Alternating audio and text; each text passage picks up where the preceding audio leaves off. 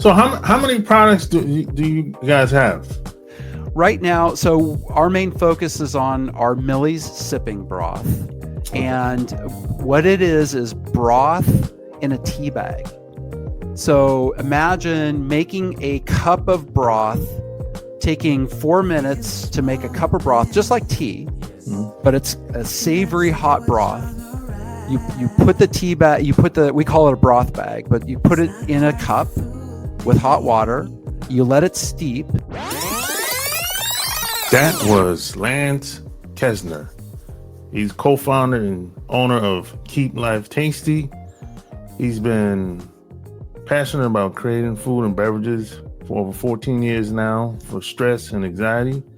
If you ever wanted to learn how to create products from idea to the marketplace from scratch, like Apple, this is the episode for you. So welcome to another episode of the Online Marketing Secrets Podcast. I'm your host, Lopez. So let's get started. Sit back and relax and get ready for another exclusive episode of the Online Marketing Secrets Podcast with Lopez.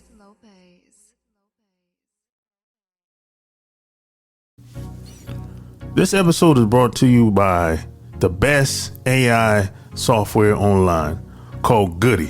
That's Goody. Goody will help you create all content for your blogs, websites, newsletters, articles, ads, and even pictures, LinkedIn posts, Twitter, you name it. All you got to do is go to lopezthesane.com/Goody. That's Goody. And the best part about Goody is absolutely free. That's right. It's free for the first 7 days. You can cancel at any time.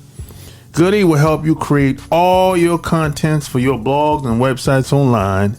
And it's 100% absolutely free, full access for the first 7 days. All you got to do, just go to my website. That's lopezthesane.com/Goody. That's Goody. Or just click the link in the show notes and get started today. So, where you from? From Bellevue, Washington.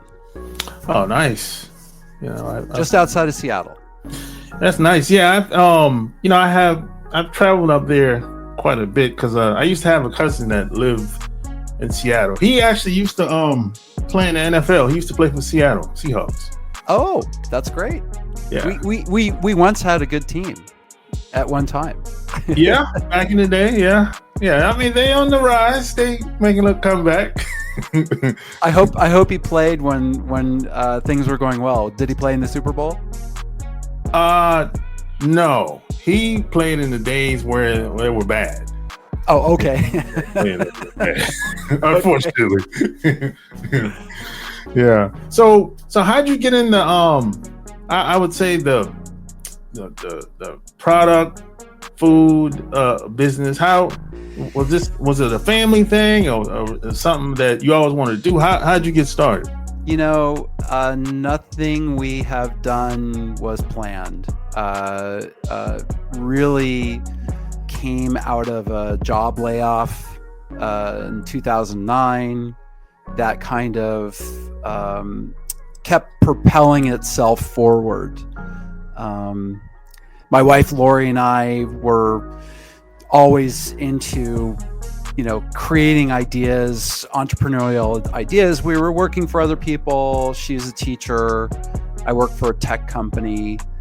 And we always thought that, at some point we would take one of our crazy ideas and make a product out of it or something like that. And the opportunity came in 2009 when I got laid off. And we both decided, let's just take one of these ideas and see if we can kind of make a business out of it. And that's really how it started. And we love cooking. We're both creative, and we didn't know anything about the food business at all. So that was a perfect recipe to try and start something. Yeah, because a lot of times I found when we know too much about something, we tend to hold ourselves back. We like, oh, I know somebody else that did it. I don't think it's a good idea. But when you don't know anything about it, sometimes I think that's even better, because you don't know. You kind of going in with the blind. You're kind of like, hey, let's just try it and see what happens. There's no fear. You know what I mean? Well, Lopez, I call it blind. It's really blind optimism. I mean, seriously. And we've been doing this for, like I said, since 2009, and I still consider myself, not very knowledgeable about the consumer packaged goods or the food business on purpose. I let people who are experts in certain things maintain the experts. The only thing I know how to do is sell and create crazy ideas. And, that's what I'm really good at. Yeah, that's good. I kind of got interested in hard products when I started looking at Shark Tank. Okay. Because I didn't. Of course, we go to the grocery store and places like that, but we don't know.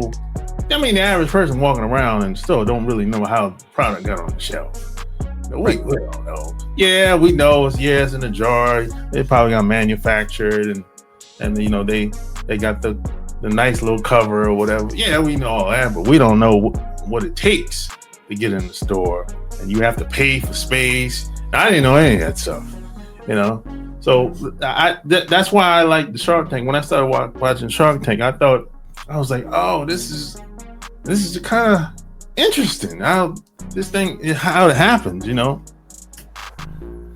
Yeah, I think with Shark Tank especially, and we have a little experience with that show. They boil down about an hour and a half of conversation into 4 minutes. Yep. And there's a lot that goes on after the show that people don't really know about. But there are some fundamentals that they talk about, which are what is unique about your product, what makes it stand out, and why do people need it, not want it, but need it, which is really, really important. And I think, a lot of the sharks, they're tuned into, what's going to make it, get them their money back as quickly as possible. Yeah. And it's not a Me Too product. It's not something that's been out there. Oh, someone has already done another barbecue sauce. I always like to talk about barbecue sauce, right? Everyone's got the best barbecue sauce recipe in the world. But what's going to make it stand out, and who's behind it? Because the personalities of the people and the persistence and I think the ethics behind your work, what motivates you is critical. Because if you can have the best idea with someone who's so impatient that they want to, make $100 million in a year, it's just not going to work. You have to have a different goal and a different mindset. And that's why I like to be blindly optimistic that, people always ask me, they say, how is it going? And I go, people keep buying our product. And, that's the best thing that can happen. That's the absolute best thing that can happen. Yeah. So how many products do you guys have? Right now, so our main focus is on our Millie's sipping broth. And what it is broth in a tea bag. So imagine making a cup of broth, taking 4 minutes to make a cup of broth, just like tea, but it's a savory hot broth. You put the tea bag, we call it a broth bag, but you put it in a cup with hot water, you let it steep, and then in 4 minutes you have a clear, vegan, super flavorful broth that's made out of herbs, spices, dehydrated vegetables. And so we have 4 flavors, and that's what we're focused on. So we have tomato basil, spicy tortilla, Thai lemongrass, and delight pho. And they're all just, amazing flavors. And the whole idea is that, people who are looking for a hot beverage, they, tea and coffee and cider and cocoa. Well, what about the one thing that we've been drinking for thousands of years, which is broth? Yeah, which is probably the reason why y'all decided to go with that, right? Well, that was so my wife, she was a teacher, and she used to take a bouillon cube with her to school so that she could have it in between classes. She wanted something hot. She wanted a snack. She wanted something that wasn't going to ruin her dinner, right, later on. And so she thought, a bouillon cube, right? It'll make me feel good. I'll feel satisfied. And I said, let me make something that's a lot healthier for you, because the bouillon cube is meant for cooking. There's tons of sodium. There's all kinds of preservatives in it. And so I put together dehydrated vegetables, some herbs seasoning, and she said it tastes really good, but let's make it in a tea bag so I can make it really quickly. So she and I worked together to kind of create this idea, and we took Lipton tea bags. We ripped the Lipton tea bags open, dumped out all the tea, put our mixture in, and we made about 10 of them, and she took them to the teacher's room. And people, they went crazy over this. And we looked at each other and thought, okay, there's something here, because nothing like this exists at all on the shelf.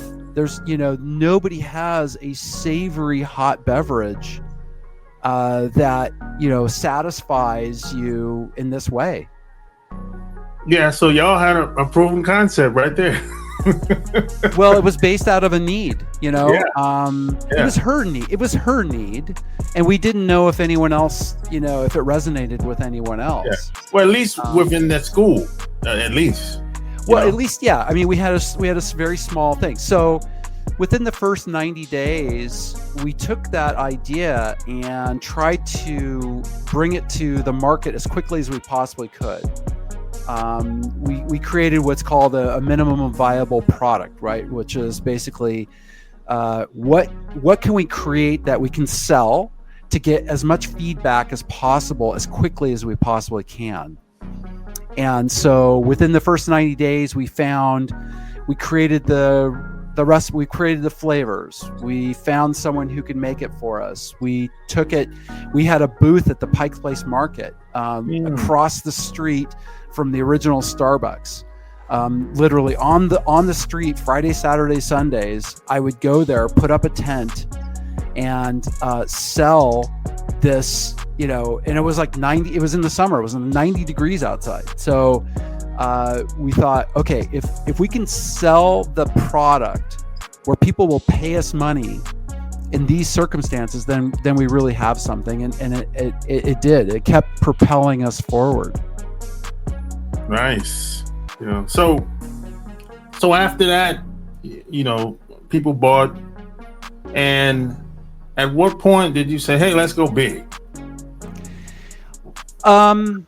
It was always in our mind that, okay, it could be a very big category. Okay. So you look at the hot beverages, coffee, tea. It's like $150 billion market just in the United States. Okay. We thought, okay, so, is that our market, or is the soup market our market, which is, about 2 or 3 billion. And we kept presenting it to buyers, like at specialty stores or grocery, and no one really knew where to put us, because we were kind of crashing these two categories together, right? We were disrupting these two categories. So we knew that there was something big out there, but all we could do is to focus on the customer's need, right? So who needed it the most, and try to figure out why they needed it, and how often are they going to want this, or how often they're going to need this for that. So we really didn't focus on going big. All we focused on was continuing to serve those people, and that kind of grew on its own. Not to say that it wasn't painful. There were lots of painful parts of that we had to go through in order to kind of get where we are today. And we still are growing. I don't think you ever, I think one of the things that it really, that it taught us, Lopez, is that you need a fundamental base, because things happen and you gotta, you kind of get setbacks. And so you're constantly kind of growing and getting little setbacks. And if you don't have a firm base when you get those setbacks, it's a big problem. Yeah. I don't think there's ever a finish line. You have to, it's constant change and no finish line. And if you're not comfortable with that, it's hard. It's very hard. Yeah. So how do you decide to come out with different flavors? Originally we came out with tomato basil. That was the most popular soup flavor in the United States, and that's why we started with that. The other flavors were really influenced by our travels, by our kind of family culture, and what we thought tasted really, really good. And so, for instance, the Thai lemongrass and the Delight Pho flavors are our top. They're our top selling flavors. We just happen to tap into this need for like global flavors that people are really gravitating to. And during COVID, that really was, people were looking for that because they weren't traveling, but they wanted a taste of it. And so that just propelled it, to another level. Yeah, that's for sure.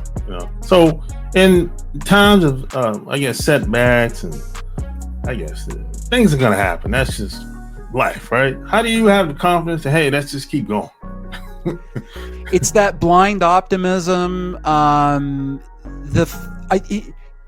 Every couple of days, this is what happens, and this is what keeps us going. You would think, oh, is it the money? Is it the getting the accounts? Is it, all these things? The thing that keeps us going is the person who's going through chemo treatment for cancer sending us an email saying, your product was the only thing that got me through the day. I looked forward to it after my chemo treatments, and that's, it made me feel good. That kind of feedback, or the construction worker who says, I got sick and tired of bringing coffee to work, and I brought your broths, and it just made my life, so much better. That kind of feedback to us is really what keeps us going. And people, it's funny when, because sometimes people will call me, and I'll say to them, you're giving me goosebumps by telling me this, because number one, you don't know, I don't even know who you are. You found our product, and you took time out of your day to call us and tell us how much you appreciate it.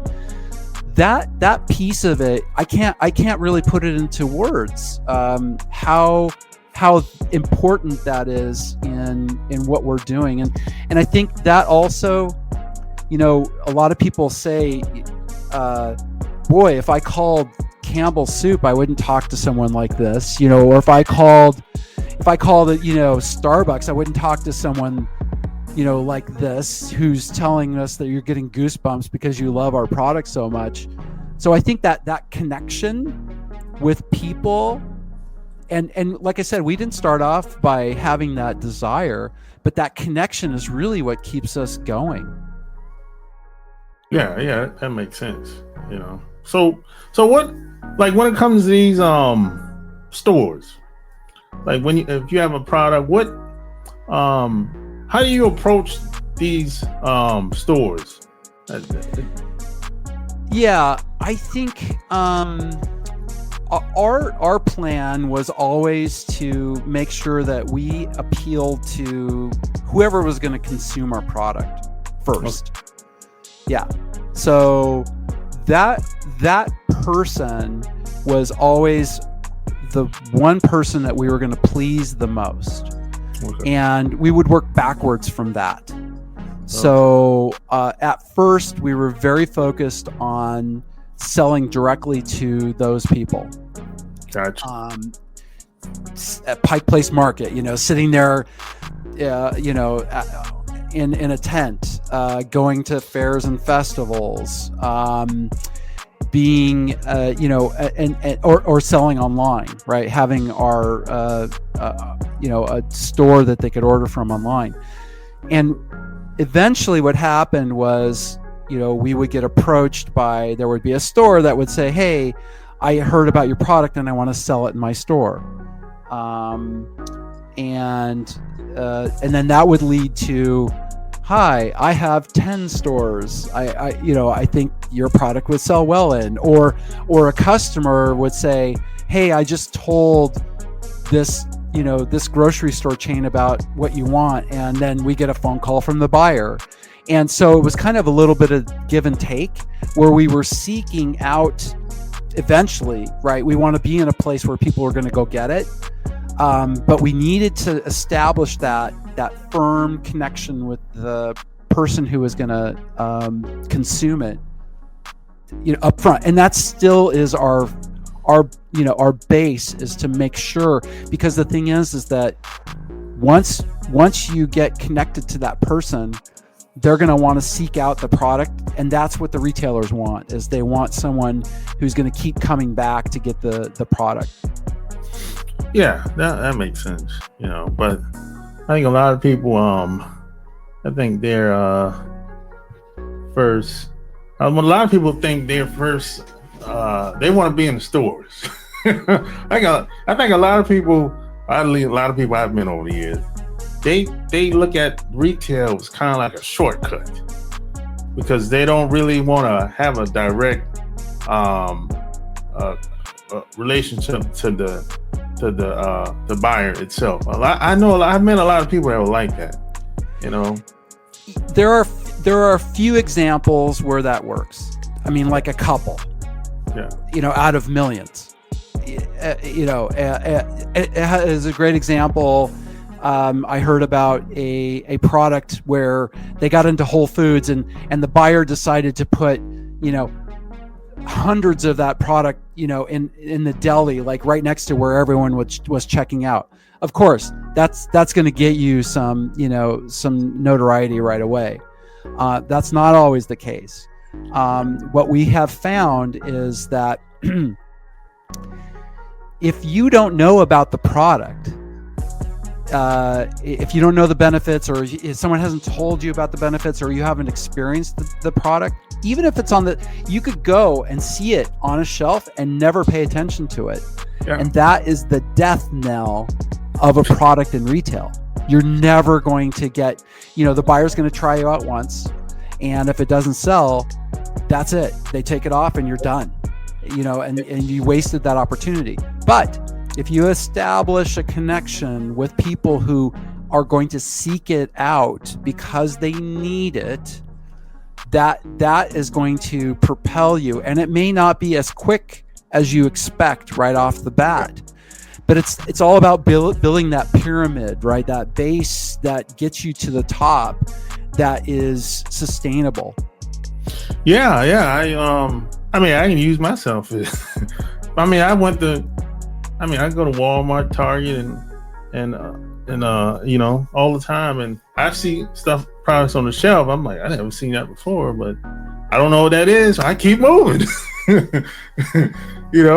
because I don't know what it is. But it's been other times where I might have heard about someone has a product online, and they'll say, hey, you don't have to order directly from us. If you go to Target, you can get it there. Or if you go to, some store in my local area, you can get it there. So I said, oh, okay. Instead of just waiting on shipping, the product to get here, I can just get it the same day down the street. So yeah. And it might be a better price too, because you don't have to pay for that shipping. Exactly. So yeah, that makes sense. That makes sense to me. I think a lot of entrepreneurs, there are people who look for shortcuts, and I think the problem is that all they focus on are the success stories that are out there all the time, and those are great models to look at, but the success stories don't tell you about all the issues that they've had getting to that point. We've been doing this for 14 years. We created this product, Millie Sipping Broth. We created it almost 12 years ago, and are just now getting into national distribution. And it's been very, it's been an amazing learning experience. But at the same time, I think that if we gotten into national distribution 6 years ago, it would have failed. It just wouldn't have done what we're doing now, or we wouldn't have been able to sustain it. We weren't ready for it. Yeah, and plus the market was different. Yeah, completely. Yeah, it was different. I mean, who knew? We were ready for broth in a tea bag, 12 years ago. How come the entire market wasn't? And we're still educating people about what this is. That they can reach for a savory hot beverage. It helps them with their wellness program if they're on keto. I lost like 6 years ago. I lost 100 pounds, over 100 pounds, and I used the broth to help me during that time, because to fight off snacking urges. And we have spent a lot of time with people telling us how they need it, how they connected with it, and where did they find it. And that piece of information is not readily available to something that is new to the market. And like I said, if you're going to create another barbecue sauce, there's a barbecue section in every grocery store. You're going to go there with every other barbecue sauce that's there and fight literally for eyeballs, and the likelihood of it succeeding is very low. Exactly. So I know from time to time, I know you meet people and they say, hey, I got a product too. What do I do to promote it? What do you tell them? First off, I think that no matter what you create, if you don't combine your personality with the product, then don't even bother. That's really critical. You've got to inject your personality somehow into the product, because that will come through and it'll appeal to certain people. And even if you think that you kind of are an outlier and who's going to connect with me, well, if you thought of the product and you thought of it differently than what's out there, that's going to appeal to certain people. So that's number one. So make sure your personality is part of the product. The second thing is that, like I said earlier on, make sure you got to find the people who need your product versus want your product. And that market of people might be really small, but that's where you start. And that's where you learn a lot of things. You learn, is the product what is it really the quality enough? Is the packaging enough? Is the price right? And is there a bigger need outside of this? And that small group of people may be all you need. You may discover that you're servicing that small group of people and there's nobody else doing it. And oh, by the way, You can make a livelihood out of it. So that's okay. But you gotta take the time to learn, where the appropriate fit is, and not rush yourself into thinking, oh, I'm gonna conquer the world all at one time. So those are the two things that I would really focus on, is personality and need. Yeah, that's very good advice. So if people wanted to buy your product and reach out to you online, where would they go to? Right now, you can go to our website, milliesippingbroth.com, or just sippingbroth.com.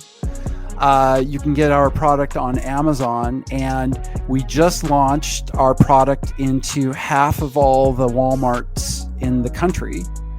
And in the soup aisle, right at eye level, next to the Campbell soup, you will find Millie's Sipping Broth. And it is, in fact, I don't think I have a box here, but if you look at our website, you'll see what it looks like. My wife drew the drawings that are on the boxes, and we dedicated Millie's. My wife her name is Lori, but her mom's name was Millie. And so we named it after Millie because she liked to bring people together around food, to talk about their week and to kind of, give people comfort, and bring the family together. And so we wanted to extend that idea through our product to people. So we call it comfort food in a broth. Yeah. There's a picture of Millie. Yep. Yep. Yeah. The video is you and look like y'all in Vegas, right? We won outstanding hot beverage of the year at the Fancy Food Show in New York. And so we were presented with this award. It was a pretty big deal. It was the first time a broth had ever won this award. Okay. Yeah, so I highly recommend everybody go check it out online or at Walmart. There's Walmart all across the country, and you always have access to the web. So there you have it. Like, share this episode. All links will be found in the show notes. Until next time, we're out. Peace.